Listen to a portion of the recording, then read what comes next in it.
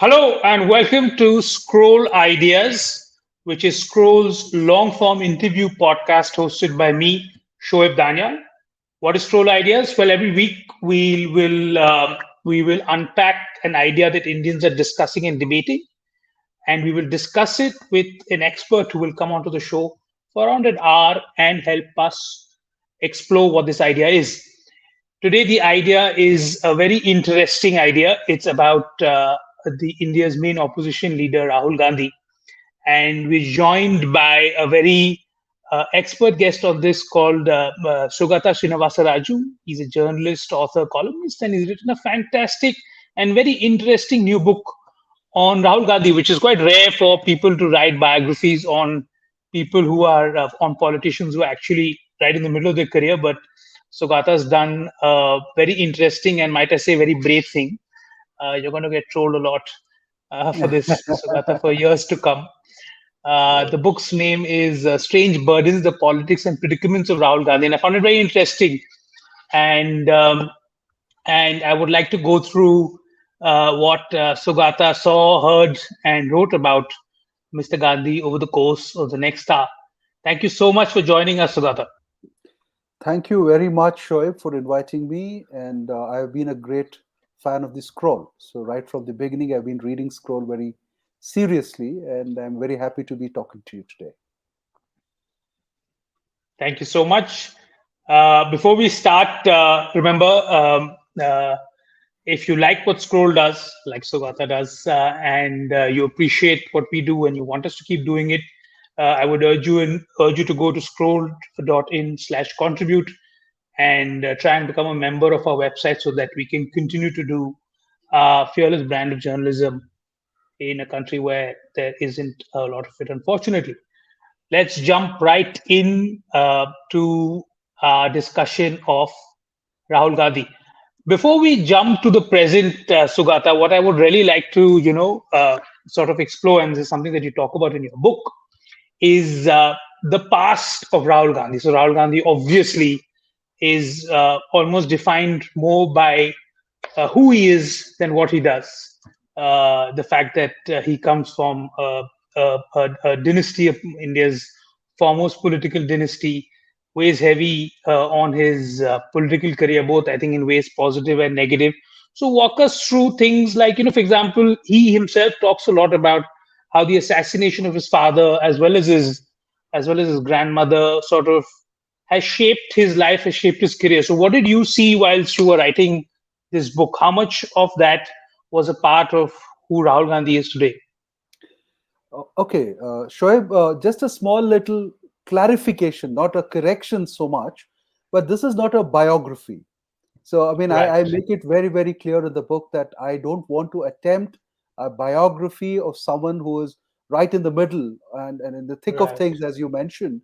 So it is a book of political commentary. It's a genre which I'm Mm, trying to sort of explore, and it's not something that people usually do. Pick up a subject, a person rather, a political person, and try and write a political commentary around him.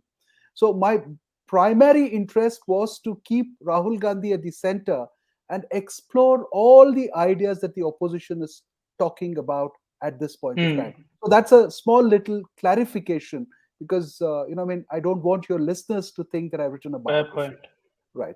So Is the there like one of the just to stick with this a bit? Can you think of any of the examples of what you've done in the Indian context of sort of using a contemporary figure to analyze politics? I find the your framing very interesting actually and very fascinating, and hopefully more no, people take it up. But do you think there are any other examples like this?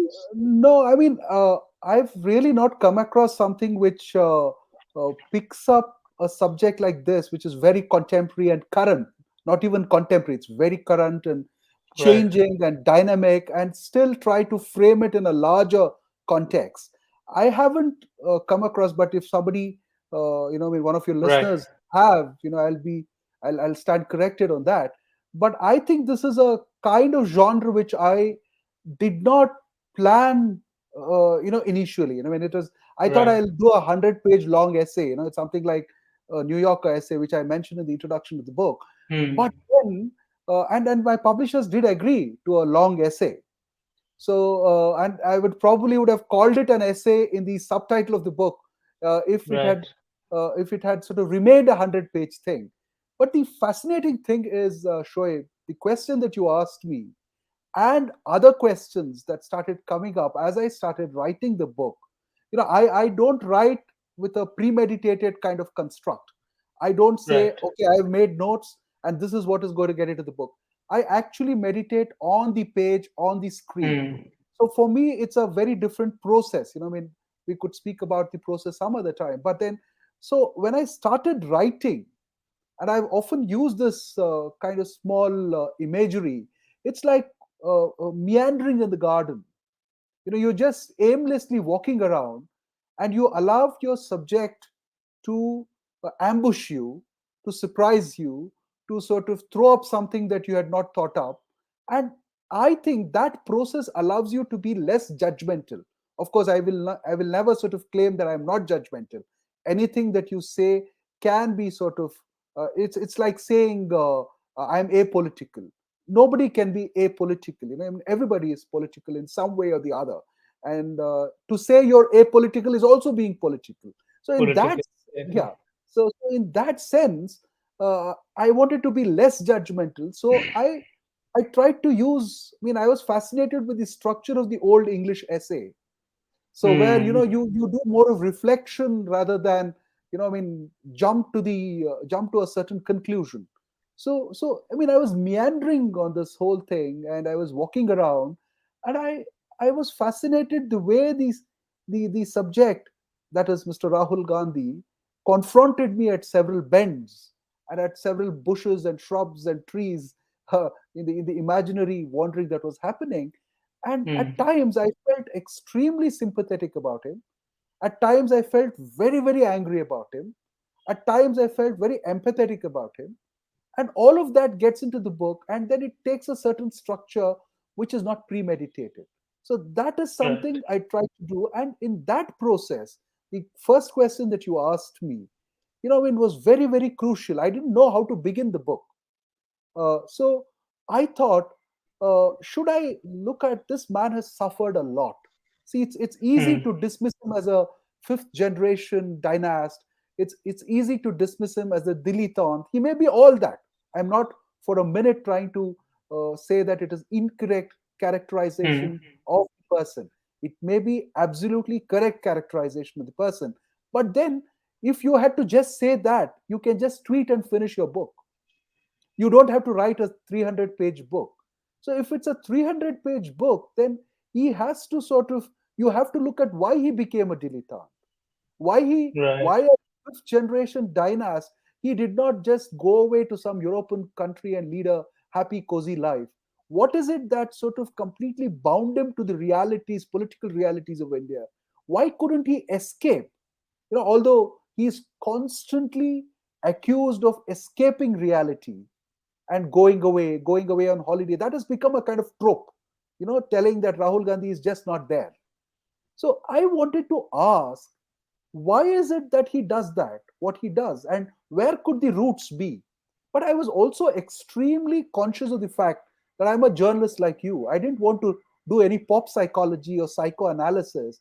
So I just picked up this commonsensical thread of, could the trauma that he saw as a child, could the Mm, kind of environment in which he grew up, a kind of environment where where hundreds of eyes are watching you every single minute and breathing down your neck, and there is no freedom. I mean, absence of freedom, and the kind of trauma, I mean, violence that he saw, is, I think, far greater than the privilege that he has received. So that is something that I started exploring. And then these two pictures, which I speak about in the book, one of Rahul Gandhi, wiping some kind of secretion that is there on the face of Mrs. Gandhi when she's mm, dead and lying in state, and he's trying to do that.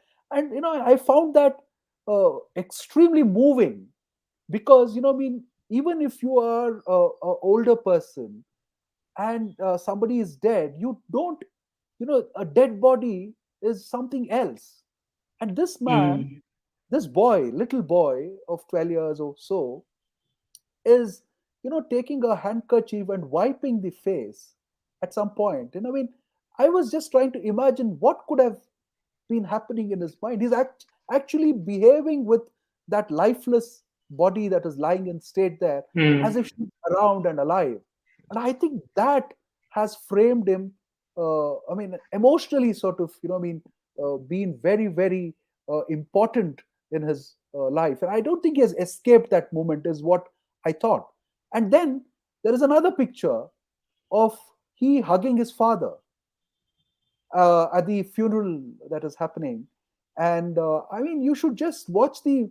It's a marvelous picture. I mean, I don't remember who took it. I mean, I think I mentioned it in the book, but Mm. it's a lovely picture where you see the father is lost in thought, and the son is not, putting his head on. I mean, on his chest, but sticking his nose into his chest, and the arms are going around, and that he sort of took some kind of shelter in his father, when the grandmother had been killed.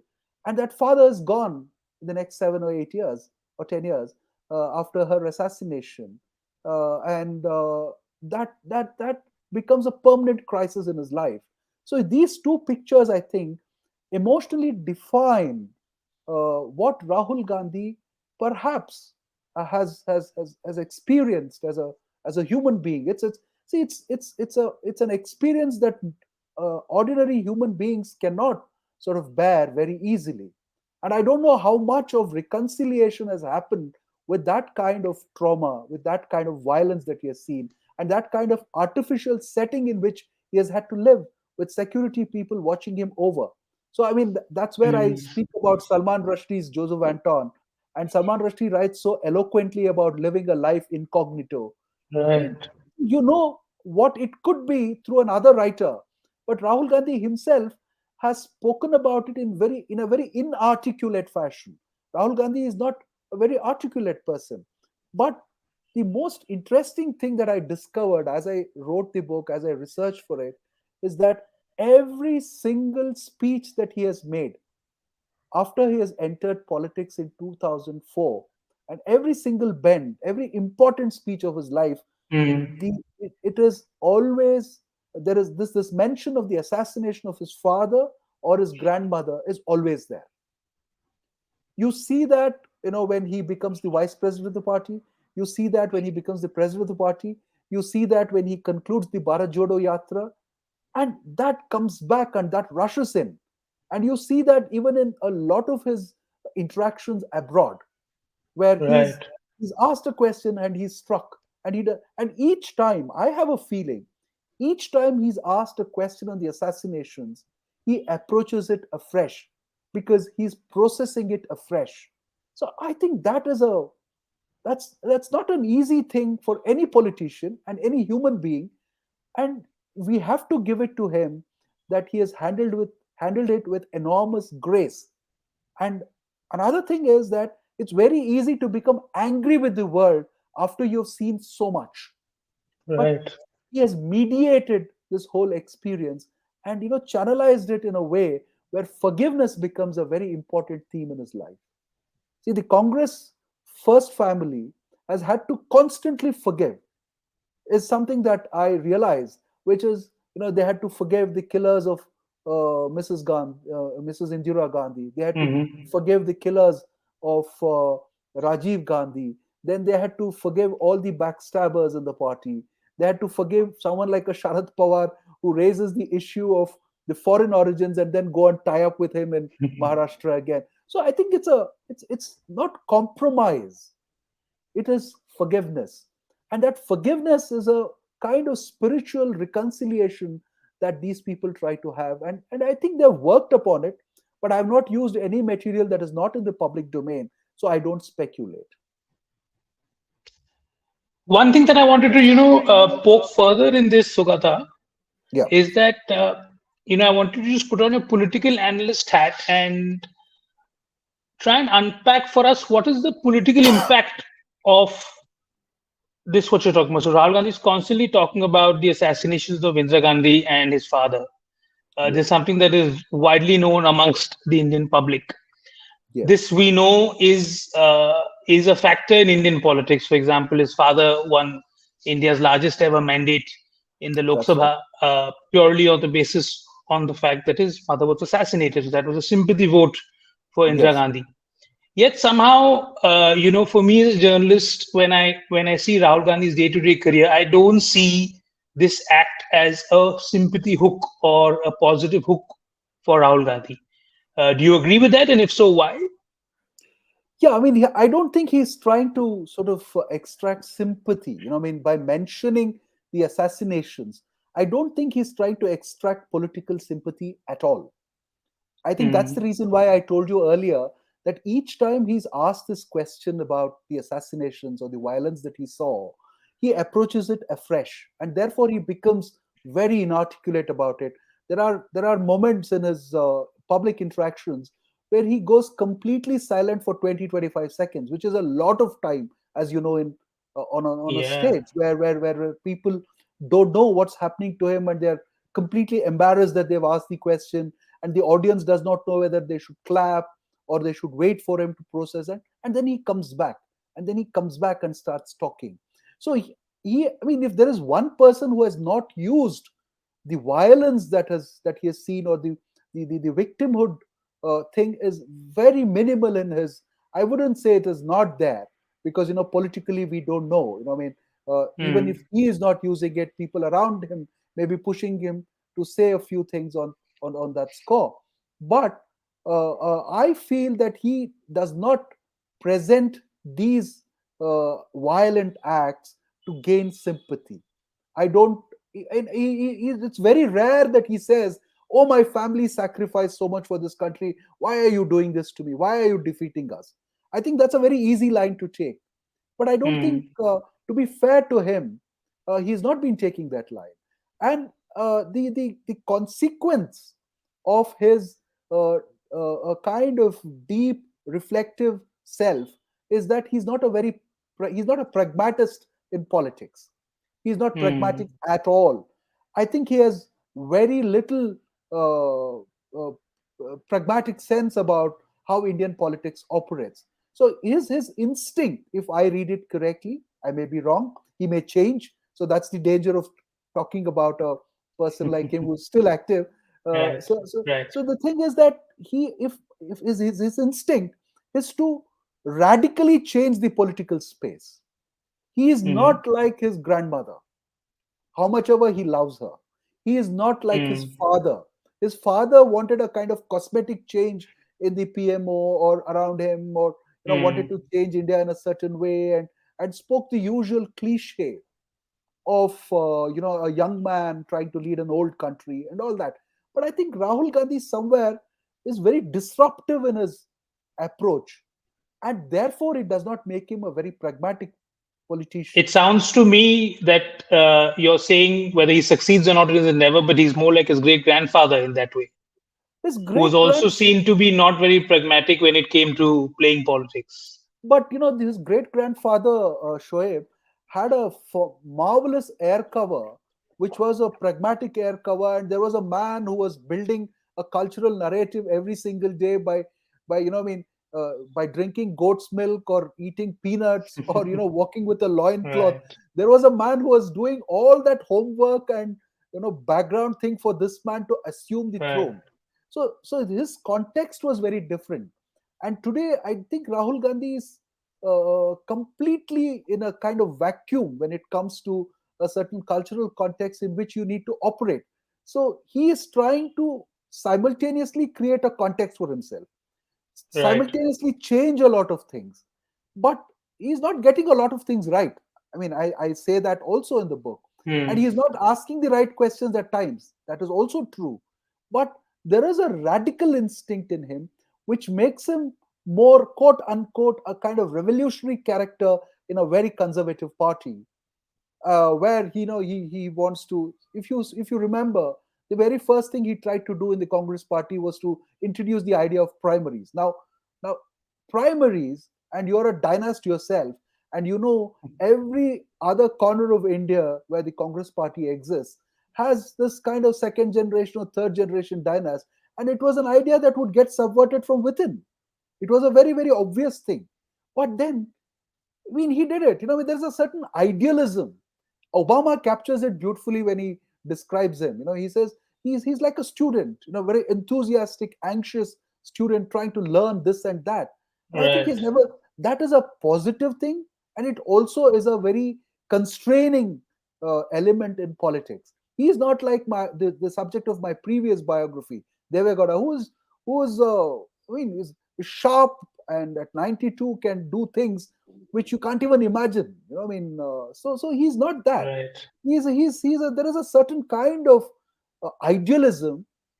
Idealism per se is not bad, but that idealism has to sort of find political tools. So therefore, when I feel that he's not, he should probably keep the moral argument for the Congress, or the ideological Hmm. argument for the Congress, and not attempt being an electoral phase of the Congress. Try to put somebody else there, be the kind of custodian of the values of the Congress party, which he can do extremely well, to sort of keep the moral. He always takes this moral pedestal.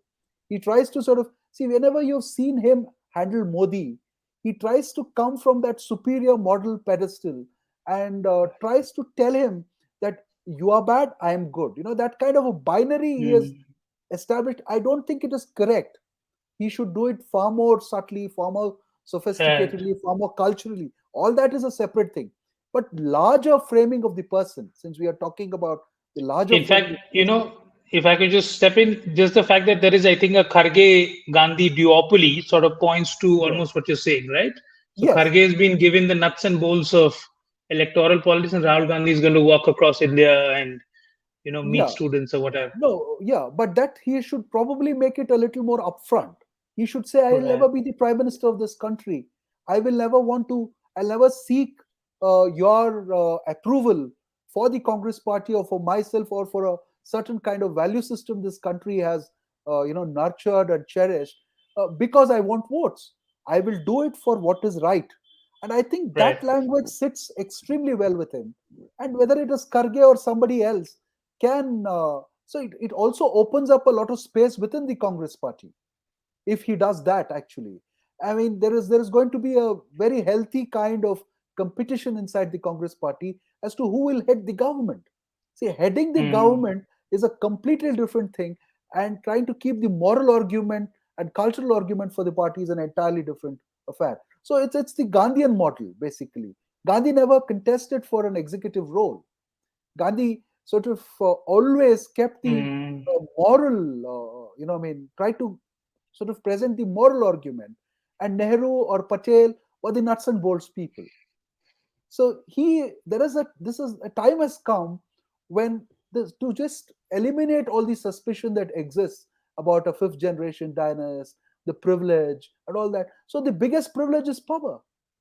So when you're talking about so much about reconciliation, forgiveness, and love and mohabbat ki dukan and all that, this is a natural corollary. It comes naturally. It should Right. come naturally. And in fact, in the book, I sort of talk about a political idea that Gandhi himself propped up, and that is the trusteeship idea. Of course, he creates it in the Hmm. context of communism taking over the world. So where he says the rich should voluntarily give up their wealth and be only custodians of it. And I think if you make it a political argument, then that is an argument which will fit extremely well with Mr. Gandhi, Rahul Gandhi. So, Sugata, I want to jump off from this moral point and sort of, again, politicize it a bit more and to talk about it in the form of ideology, which is, I think, how people would view morals and Yeah. related factors. So, the Congress party famously, I think, after the original Gandhi, has not been really an ideological party, Yes. right? Yes. So, especially since the rise of Mrs. Gandhi, I think Mrs. Gandhi is very clear. I was just reading Nidya Chaudhry's book where she says that I turned left for purely pragmatic and tactical reasons. I really wasn't a leftist, but it made good tactical sense. The Indian voter loved it, and she did it. Later, she turned right also for the same reasons. And you've seen Rajiv Gandhi also do it. He's both appeased Islamists with the Shah Bano thing. He's opposed the Hindutva side with the opening of the locks. So I mean, it's kind of clear that these two people really had no great ideological center. They did whatever bought, whatever bought the bread to the house. They did it. Uh, Rahul Gandhi, on the other hand, you're arguing is a bit different here. He's actually trying to bring in an ideology into the Congress party. What is it? Please tell us how is he doing Yeah. it, and what is the ideology that he's trying to bring? See, when I mean, it's a very good question.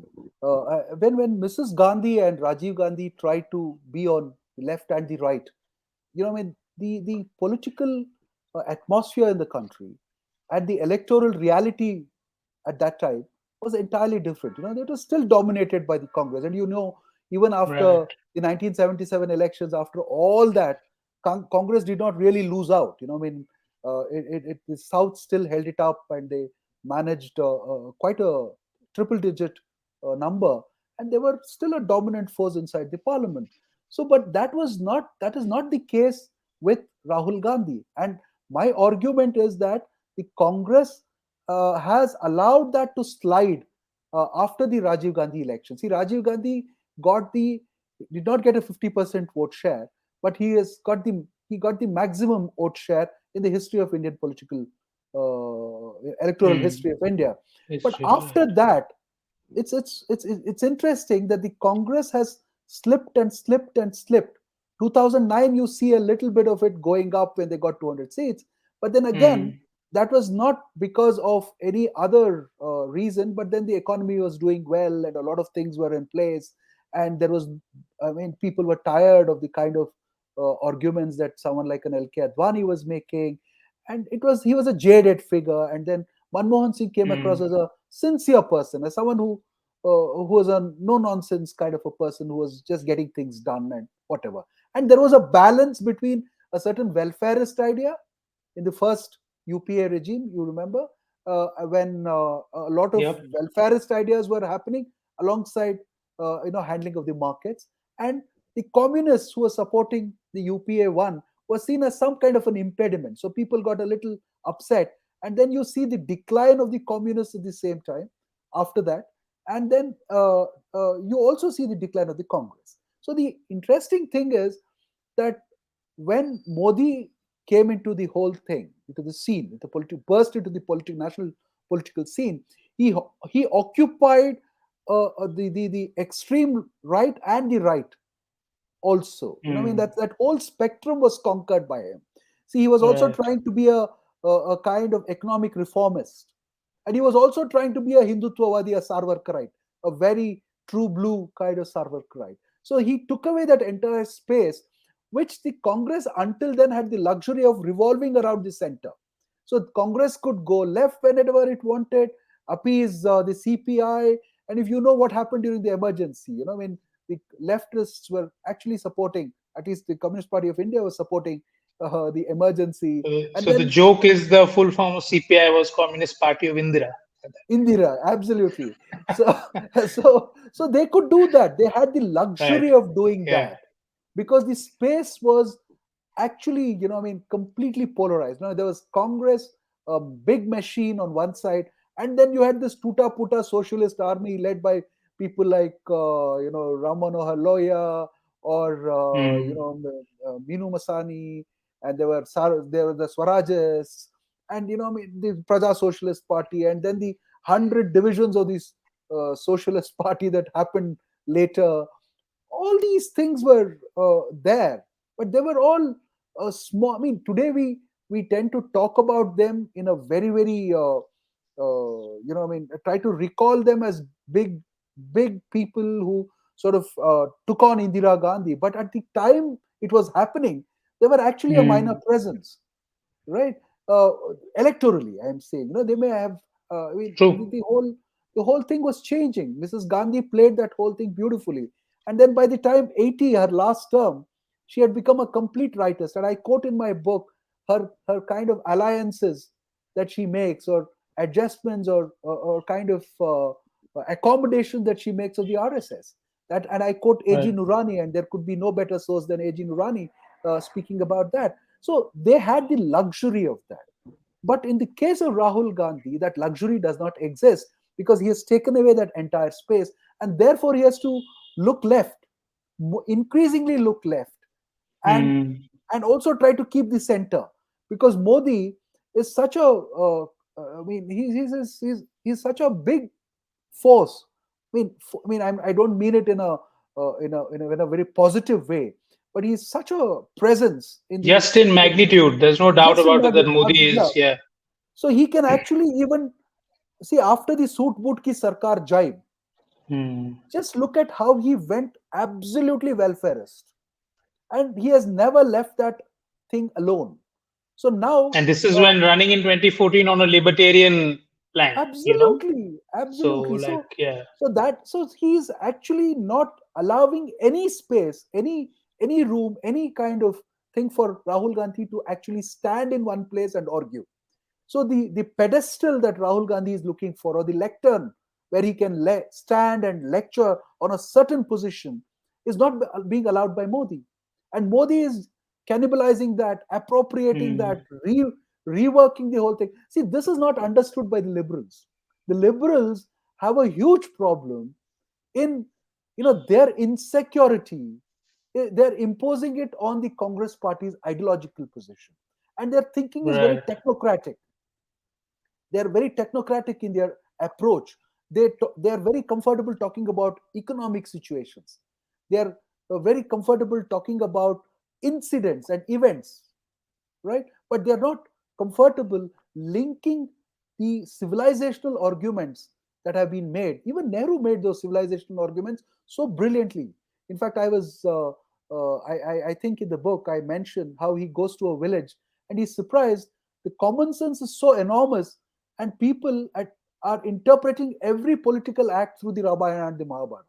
This is there in the discovery of India, and it's a In fact, this less. is also a Ram Manohar Lohiya tactic. Yes, Like, exactly, it's exactly. a very Yes, leftist. It could also be a leftist strand of yeah, thinking, and it has been in the Hindi belt. Yeah, absolutely. Yeah. yeah. So what has happened is Rahul Gandhi has not had the benefit of this cultural knowledge, and Mm. he has been until this point at least has looked at the civilizational argument in a very suspicious manner. I don't think he has to look at it in a suspicious manner. I think he has to. There are the civilizational strand has several strands. It's not one strand. The BJP picks on a certain strand and tries to make it look like it is the strand.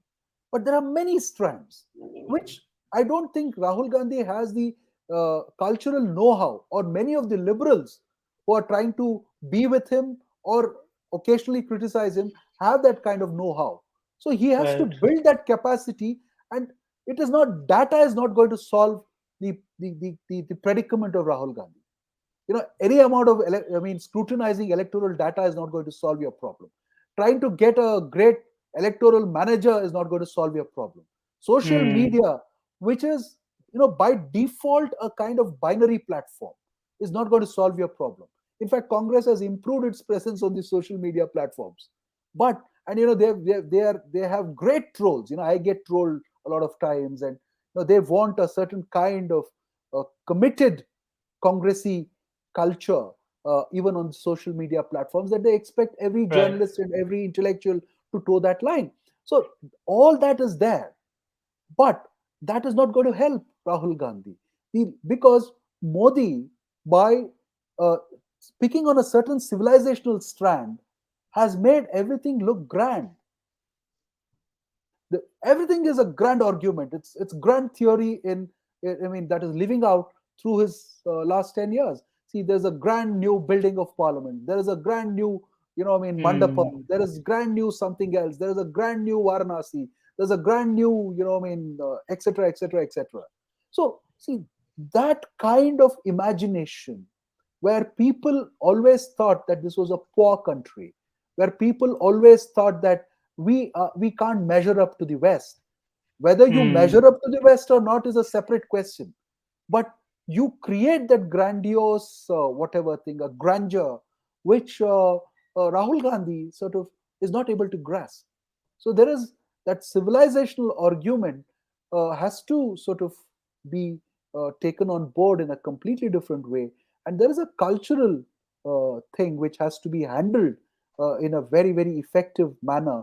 And I don't think any of the people who surround Rahul Gandhi at this point of time have the wherewithal, because they're mostly uh, Manmohan Singh, Montek Singh Ahluwalia kind of technocratic people. They're good people, but goodness means very little in a political slugfest.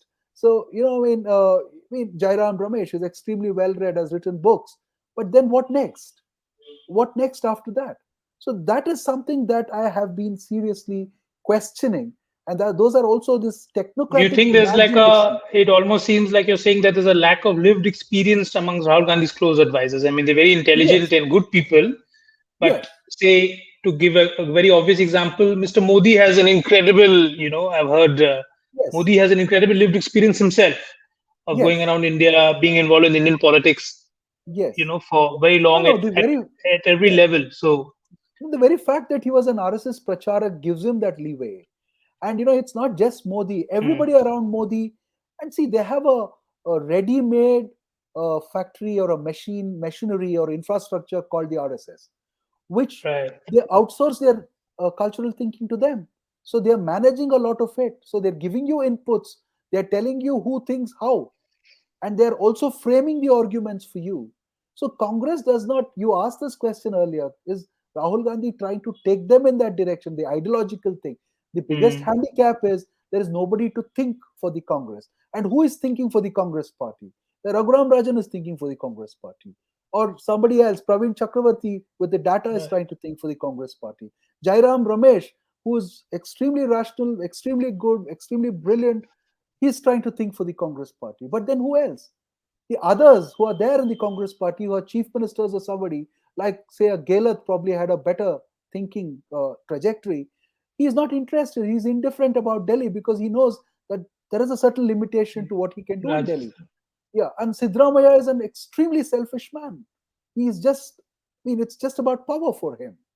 So these people will not, you have to have the magnanimity of trying to contribute to building that argument alongside Rahul Gandhi, which is not happening. So Rahul Gandhi is handicapped majorly where Modi is not. Modi, you're right, he has a lived experience. He has people around him who has a lived experience and also has a huge machine, 100-year-old machine, which is feeding Mm, him constantly whether he wants it or not. And he dips into it whenever he wants and distances from it whenever he does not want to. And in fact, I was absolutely surprised. There was a statement in day before yesterday's paper, which mm, Mr. The chief of the RSS, Mohan Bhagwat, has said that we are the most inclusive organization. So, look at how right. even your secular liberal argument of inclusivity and exclusivity is also being encroached upon. So, it is not happening by mistake. It is not happening Mm, by just they don't stand up there and speak. It is happening by design, which the Congress fails to understand. And Rahul Gandhi wants a kind of ideological, committed cadre structure like the Communist Party would have or like the RSS would have. But then that also is self defeating in many ways because Congress has been a kind of mass party. It is, mm, it's a contradiction in terms. Do you want to become a cadre party and in and stop being a mass party, which is like giving up the big cake that you have, and mm. just being settling for a small little toffee. So it's that kind of a thing. He wants it to be an ideological mission. He wants straight lines to be drawn, made straight connections. He wants to make those straight connections between A and B or X and Y. But the problem is that it is not going to possible because Congress also has a history, right? Congress is also the burden is on Rahul Gandhi. The strange burden is also the strange burden of Congress's history. It has branded itself in a certain way. It has been an omnibus. Look at what happened. when the Sanatan Dharma argument came up. I was recounting it for somebody, and I said four different arguments happened. Karan Singh even wrote a Mm, letter, right, saying that how can you do this? And look at what's happening in the campaign in Madhya Pradesh, where the Hindu Rashtra idea is being embraced by the Congress potential chief ministerial candidate even it's before the yeah, it's I mean even before the BJP can put it on the table. And mm, Congress is becoming, I mean, because of the social media thing, because of this lack of cultural wherewithal they have, it's become a kind of reactionary party. I mean, I say this very, very advisedly, and I mean, having put a lot of thought into it. In fact, I coin a kind of oxymoron in my book, and I say they're liberal reactionaries because they jump on everything. And look at the whole India and the Bharat argument, or mm. look at their whole idea of not attending the parliament by giving X, Y, and Z arguments. You have to be there. Look at how they boycotted journalists, when right or left or whatever. So these things, I don't think there is enough thought going into it. They're reacting and reacting and reacting to whatever agenda Modi sets. That's the sad part. So you have to actually be the injector of new ideas, and that is not happening because you don't know, you're on two boats. You want to be the electoral phase, and you also want to be the ethical. Kind of argue, or make an ethical argument for the party at the same time. Those two things don't go together. Don't go together. So before we move on, just I want to just add a little point. When you brought in this sort of civilization cultural argument, when you're saying that there might be to use a shorthand, a liberal tendency, a liberal sort of laziness to link it with a certain ideology, and you give a Yes, very good example of Jawaharlal Nehru actually has yes, already done it, and he linked it to different ideology, linked it yes. to a sort of, for lack of a better word, a leftist progressive ideology. He used a lot of Indian history, Indian culture, More socialist or he rather than, yeah. or more socialist, right? More In fact, socialist. Yes, yeah. honestly, for me, even a better example is Gandhi. I mean, Gandhi was Yes, out and out. His idiom was Hindu. Like, I mean, there yes, was no yes, doubt about it, right? So, in fact, yes, if you read subaltern histories of Gandhi, very often they look at him as a religious man, like as a yes. literal. I mean, There's that he's called famous essay of Shahid Amin where how he's Gandhi called becomes Mahatma. Babaji, Babaji, So yeah, and today Babaji is Yogi Adityanath in history, but anyway, that's a different matter. So a very interesting example, which will before head on, so when growing up in Calcutta and then coming to Delhi, I always thought of Shivaji as a rightist icon, and he is a rightist icon. There's no doubt about it. Except when I moved to Mumbai and I actually, met a small circle of Maharashtrian and Marathi speaking intellectuals, I also discovered that Shivaji is also a leftist icon. So there is this dichotomy yeah. between him being a Go Brahmin Pratipalak and, Pule is calling him a Kulwari Bhushan. So Yes, depending on which ideology you want to push, you can, just pick a version of Shivaji, which I'm sure, he's a historical figure, so he's a complex figure. He's a remarkable figure. So obviously there are many versions that you can pick. But you can also have a leftist Shivaji, which I think many people outside Maharashtra don't really realize. At least I didn't realize growing up that there's a yeah. leftist Shivaji, but there is. You see that happening with Ambedkar. You see that happening with Subhash Bose. Right, You see that happening with Bhagat Singh. right. Vivekananda is, so radical. But then he has So been radical. a certain strand has been appropriated. Yeah, And you know what Arun Shauri wrote about Ambedkar a few years yeah. ago, and now see where he is in the rightist, frame. Pantheon, right. Yeah, you're right So about yeah, that. exactly. So I think this is actually one of the great strengths of the BJP and Hindutva, the movement in general, that it's assimilated because it's confident, right? Absolutely, yes, So it's yes, confident. So it knows that if it assimilates, say, Ambedkar into its pantheon, Ambedkar's ideology or whatever words, even if they are misconstrued or twisted, will serve its purposes, which maybe right. rebels are not confident enough doing. Maybe they were in a certain age under Jawaharlal Nehru. So that's an interesting point, and I think that's something that hopefully the left in India will sort of get on board with. I want to go into one of the most interesting things about Rahul Gandhi's career. So Rahul Gandhi, I mean, right till almost till say 12, 13, Rahul Gandhi was, if you read a lot of the news around Rahul Gandhi, it's quite positive actually. Yes, Upcoming yes, leader, this, that, yes, blah blah, as you've written yourself. And then And then you have this almost decade long, to use a very reductive phrase, pappufication. They use this Hindi word pappu, which I guess means simpleton for Rahul Gandhi. Uh, BJP has used that, uh, and it's been so successful. Just to give you an example, Sugata, I covered the Bharat Jodo Yatra, right? Hmm. And there is this bit of fake news about Rahul Gandhi where he's talking about putting in potatoes into a machine and getting out gold, Yes. right? So it's fake. He's actually talking about Modi saying this. So talking Yes. about somebody else saying this, and people have cut and spliced this. And I met this very bright young sort of Congress worker, and he comes from a completely hardcore Congress family. Hmm. And he took me aside and he said, Shoaib, my family also believes this video. Right. They are Kattar Congressis, but Hmm. they also there's so much of Right. this Rahul Gandhi is a pappu, Rahul Gandhi pappu for that they also believe this. So I had to fact check them, and I Yes. learned my congressism from them. But it's Right. it's so huge. So walk us through this. Like, how did where is the genesis of this Rahul Gandhi as Pappu? Does it start from the Arnob interview? Is there something before that? Tell us how Right. this happened, because really this is not only about Rahul Gandhi, it's about Indian politics as it works today, Absolutely. right? Yeah, I mean that's fascinating. What you asked me is absolutely fascinating. See this. See, before 2014, you're absolutely right. Rahul Gandhi was presented as the prince, someone who will take over very soon. And there was always this rumor surrounding Manmohan Singh's second term that Rahul Gandhi may walk in anytime.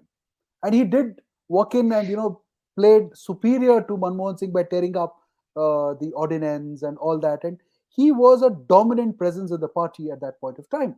And so the very simple thing that I realized, and as journalists we should realize, is that there was a certain power sort of extracts a certain kind of loyalty from the media, and Hmm. that loyalty was in operation when Congress was in power.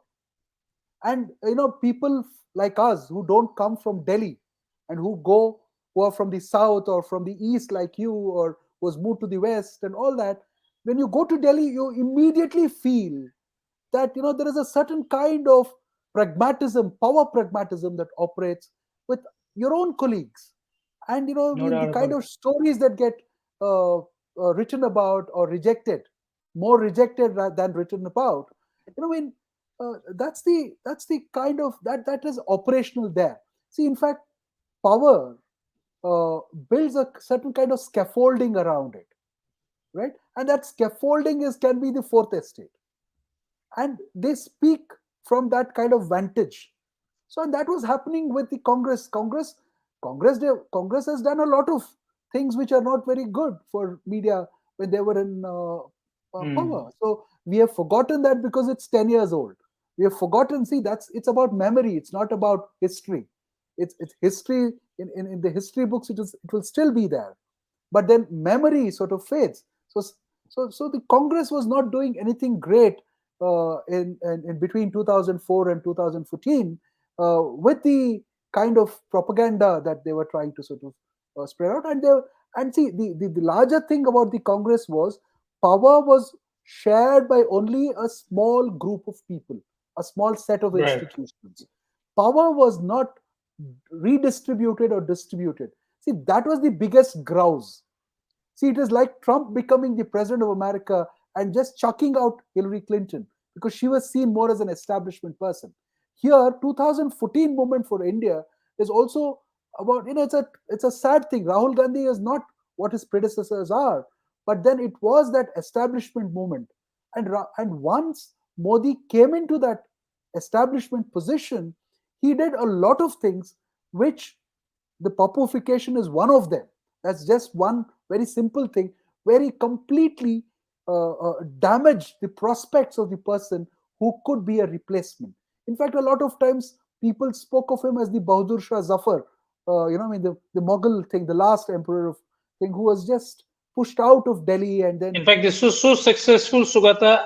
I mean, this is an anecdotal bit, but I've constantly heard people who do not really like Modi, but then Yes, they'll say, you know what, Rahul Gandhi is going to. So it's almost like a shrug, and they'll say, what do we do? right, So I mean, maybe it's a form of dissimulation. I'm not really sure, but right. it's a very powerful argument to put because Yes, absolutely.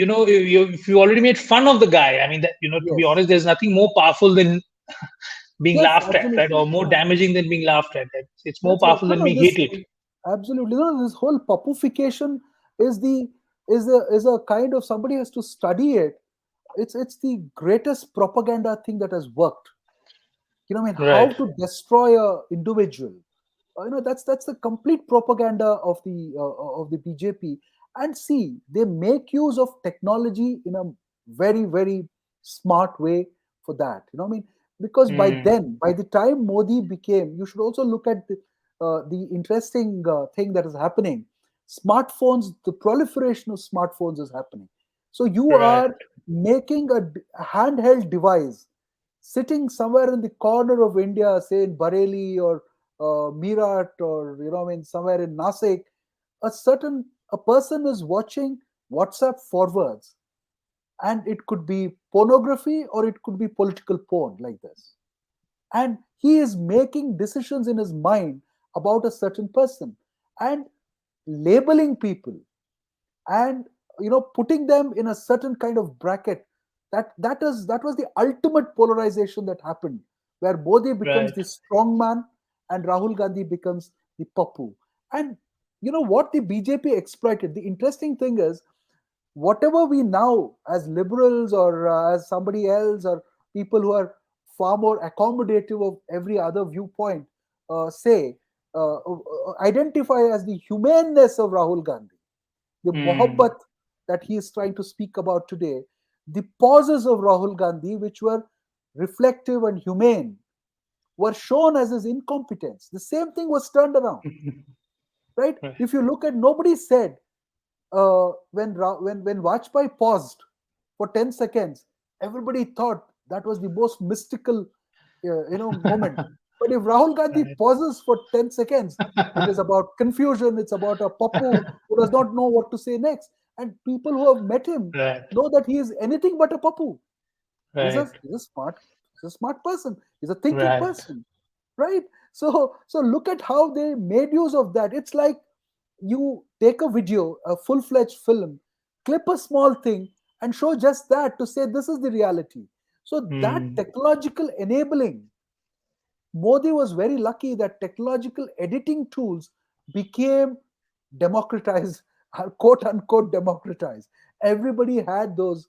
They could create those edited clips, and those tools were available. So Modi was smart, and the BJP was smart to exploit the whole This. technological apparatus for their messaging.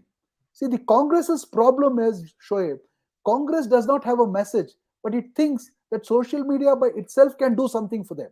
So therefore they start trolling.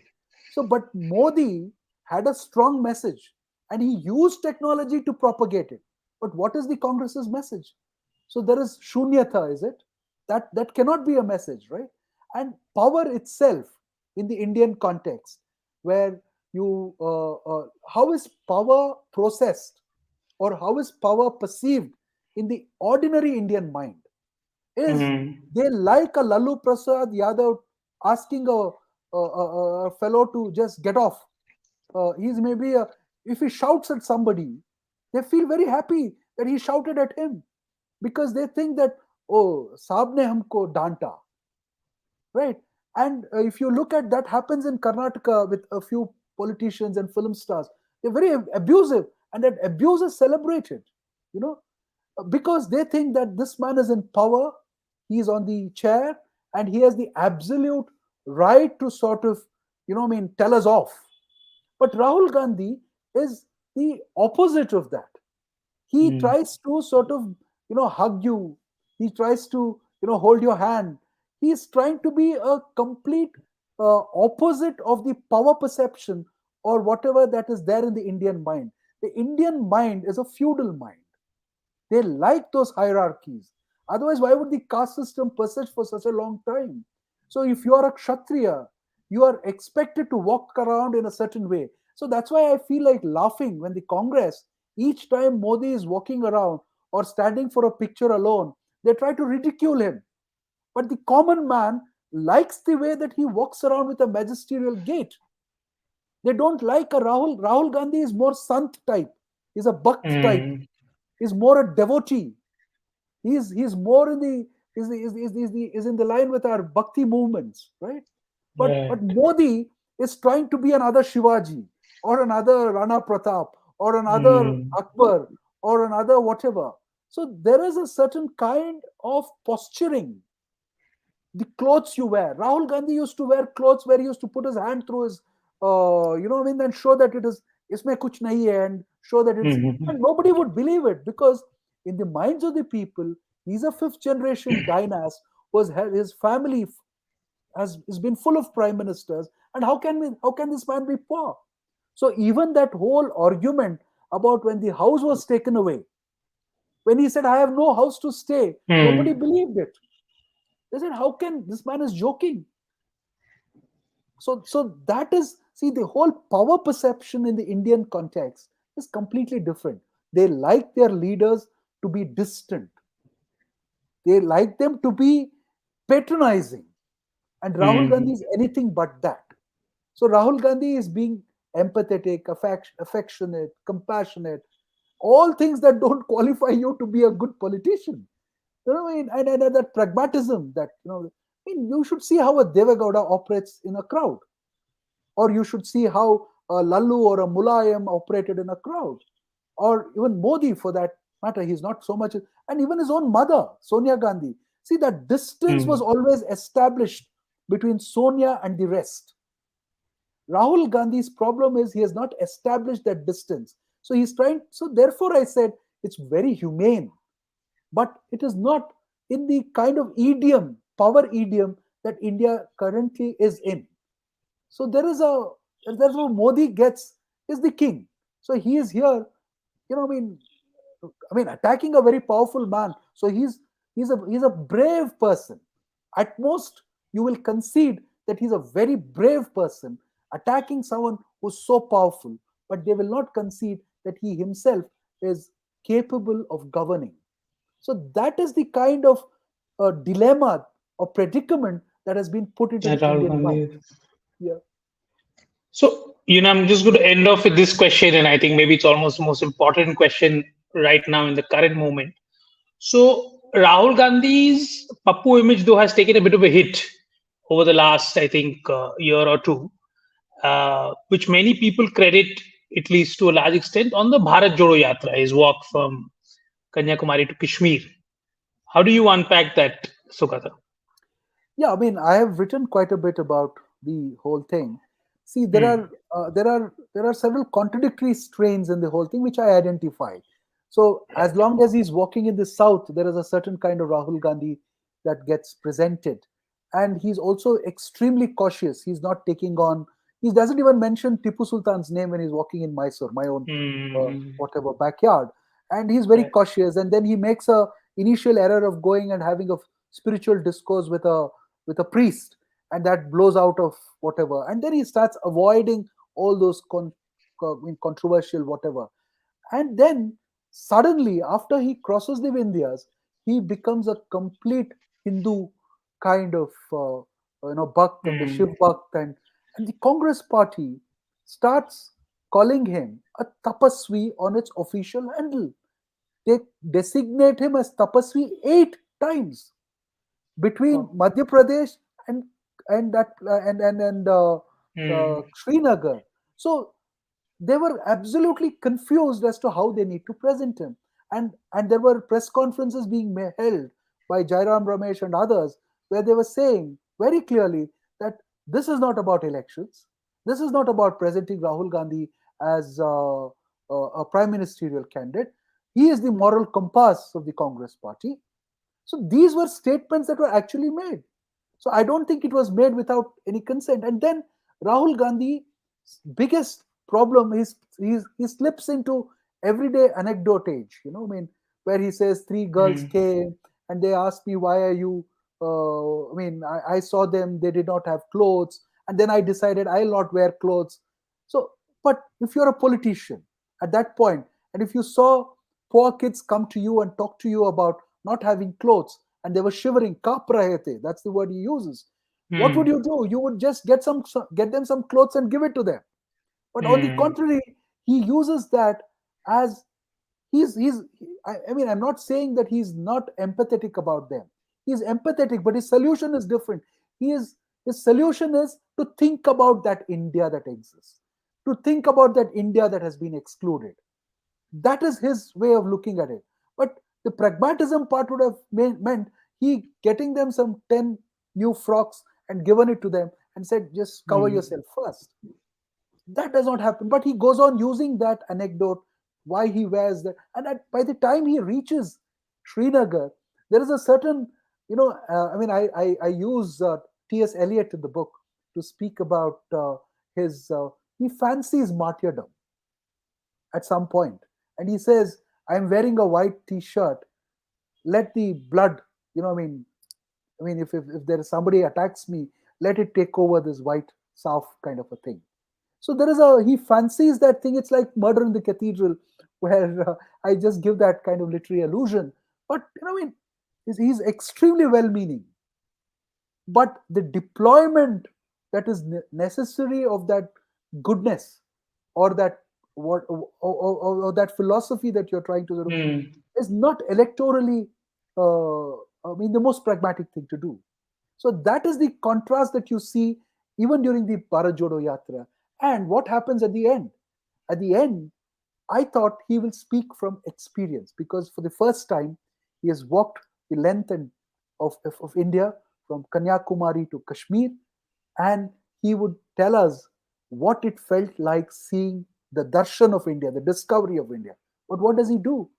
He starts speaking about his trauma. He starts telling you how he learned the news of his father's death, and what kind of, so he was overwhelmed by that. So do you think it was a tactical mistake for him to do that? Is that what you're See, saying? tactical. See, he's not a tactical person. So he is an Right. emotional person. I wouldn't sort of tell. I mean, I wouldn't sort of bracket him and say that, oh, he made a tactical error, because he's not tactical at all. He is completely overcome by that moment. So that is why I say that if you are trying to be a serious politician, you have to train to sort of talk in public. Which, and I Hmm. give the example of how Sharda Prasad and Indira Gandhi would prepare for press conferences. And Indira Gandhi was not the most natural speakers. If you look at the Hmm. kind of coverage she got in the mid 60s after she becomes a minister, and then even her early years as prime minister, that Gungi Gudiya thing was very, very true, because she couldn't speak a word.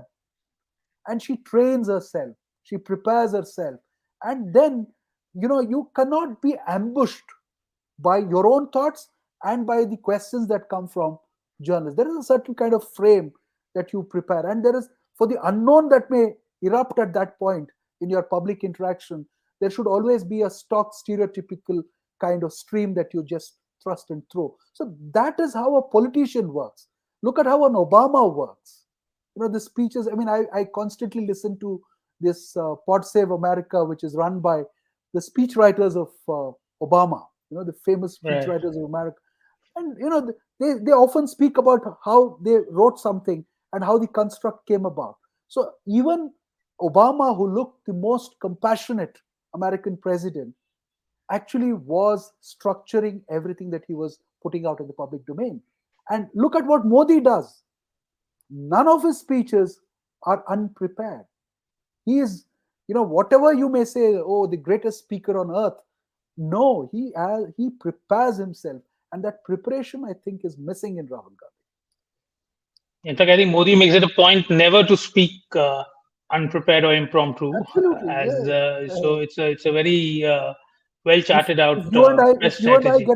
if you and I get a chance, we should go in and see how big a mirror he has before which he stands and speaks. I hope we are let inside at some point. Okay, that's a big wish, Sugata, when Uh, we're not getting a press conference. But so one last thing, I want to just I'm going to end with this. So I think that's a great critique and a great critical analysis of the Bharat Jodo Yatra. I want you to give us a sense of its results, though. Like, has it helped in shedding Rahul Gandhi's Pappu image, or do you think that's still there with him and that's something that he has to work over the next 1 year till we hit the Lok Sabha? Oh, sorry, It not has even not 1 year, half a year. not even a Yeah, half a year. No, I don't yeah. think it's gone away entirely. I think, see, what has happened in the Indian political space is that you have Modi's biggest successes is created bubbles. The Mm, liberal bubble is small and the non-liberal bubble is very big. So mm, nothing gets into that bubble. So you are right. probably telling yourself, "Arey, arey, theek hai, he's probably changed a little." You are convincing yourself when you look at that propaganda. It's the chatter that is happening within people who are already converted. It's happening Right. inside your bubble. We don't know what's happening inside that bubble.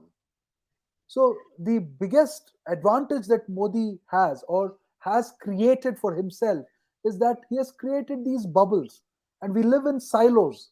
So we cannot Mm, exactly say if it has been shed or if it still persists. I really hope that it has been shed. And he is not a Papu. And the Bharat Jodo Yatra did a lot of good to him. But the Congress's mistake again there is that they again start making him look like a yogi and a tyagi and a tapasvi instead of sort of building actual political corollaries for what you've done. A Chandrasekhar's notes on his Padayatra was so brilliant. Actually, a friend of mine traveled with him and he was showing me all that in the pictures, oh, wow. and those were practical kind of notes that he was making, and he was a nobody Mm, at that time, and he was completely, the Janata Party had dismantled the whole. It was a very disillusioned kind of disillusionary. He was very disillusioned, and he started working, and the connections he was making and the kind of political messaging he was doing, there's a lesson to be learned there, is what I thought. But here there are you walk like a Jain Muni across India, you walk like a Chandrasekhar, or you walk like a Mao's long march kind of a thing. So you walk for mm. different purposes, and I wish and I hope that Rahul Gandhi's purpose is very clear as to why he is walking, instead of these very amorphous, very abstract ideas of mohabbat ki dukan and things like that. Trying to shed hate and whatever. Yeah, do that, but then probably you have to have a, if you're serious about a political outcome. Otherwise, it's okay. I mean, everybody has a right to speak what they want to do. But since you asked me about a political Mm. outcome has to be far meticulously designed, is what I feel. On that note, I'm glad you mentioned the Chandrasekhar Yatra because when I Yes, covered Bharat Jodo, that was the only parallel that I got. I mean, yes, apart from yes. Mahatma Gandhi and so on, those are all very big things. But yeah, I mean, the post-independence parallel really was Chandrasekhar, and uh, and I think Yogendra Yadav was telling me something because he was telling me that Chandrasekhar Yatra was much more smaller, while Rahul Gandhi's was a big, almost like a Yeah, big well, palooza walking through. sometimes Yogendra Yadavs could be part of the problem and not part of the solution. Right. Cool. So, Thank you. thank you. So, sorry, I mean, if I, Thank you so. yeah, No yeah, sweat. Sugata, thank you so much for joining us. This was a fantastic, I think, unpacking of Rahul Gandhi. The name of the book is Strange Burdens, which is a political analysis of the Rahul Gandhi's politics and career. Very interesting. I hope this sort of trend picks up because we have a lot of this analysis in short form, and that's great too. But this sort of reflection is interesting because I would like to actually go back 5 years hence and go back and read this book and dip into bits, and I think it'll be a great sort of uh, look into how political commentary is evolving in India and so on. And again, if you like the show, if you like what Scroll does, please go to scroll.in/contribute and so that we can continue to do the work we do. Thank you so much for joining us, Sugata. thank This you. was fantastic. It was a great unpacking of Rahul Gandhi, and I hope our viewers would also enjoy listening and watching it. If you like it, Please do comment, subscribe, and share. Thank you Thank so you for your much. generosity, and you do great journalism. My compliments. Thank you. Thank you.